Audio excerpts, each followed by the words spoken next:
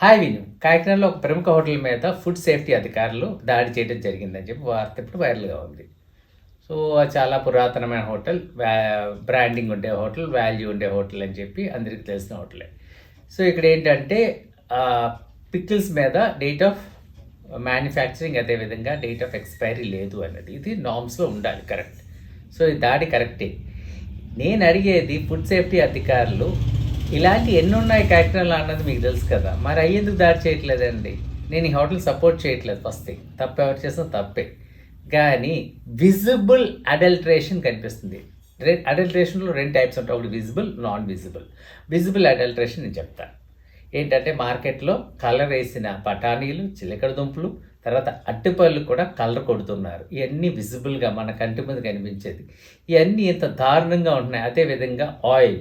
ఈ oil black ఆయిల్‌లో 100% refine చేయని ఆయిల్స్, తర్వాత ఏంటంటే ఆయిల్ ట్యాంకర్స్ దగ్గర నుంచి ఆయిల్ డైరెక్ట్‌గా రిఫైన్ చేయదు. అంటే క్రూడ్ ఆయిల్ తీసుకెళ్ళే ట్యాంకర్స్ నుంచి ట్యాంకర్ అన్‌లోడింగ్ అయిందా దాంట్లో తీసే ఆయిల్ కూడా ఉన్నాయి.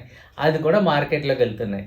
అది కూడా ఏసి బజ్జీలు అది ఇది అన్నీ అమ్మేస్తున్నారు. దాని మీద ఎందుకు దాడి చేయట్లేదు చెప్పండి? సో, ఇది విజిబుల్. ఇన్విజిబుల్ మనం చూస్తున్నాం. లోపల ఏమేస్తారో తెలీదు, ఏం మిక్స్ చేస్తారో తెలీదు, కలర్ ఇయన్నీ ఉన్నాయి కదా! ఈ అన్నిట్లి మీద కూడా ఫుడ్ సేఫ్టీ అధికారులు దాడి ఎందుకు చేయట్లేదు? ఒకసారి ఆలోచించండి.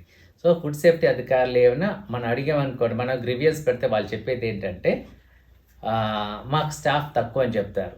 సో, ఇది కరెక్ట్ కాదు. ఏంటంటే అప్పుడప్పుడు ఏదో మెరుపు దాడి చేయటం, ఏదో ఒక హోటల్ ఫోకస్ చేయటం కాకుండా మిగతా అన్ని చోట్ల కరెక్ట్‌గా దాడి చేస్తే మంచి ఫుడ్ మనకి దొరుకుతుందండి. ఇది మన ఆరోగ్యం కోసం ఉండే విషయం అండి యాక్చువల్‌గా.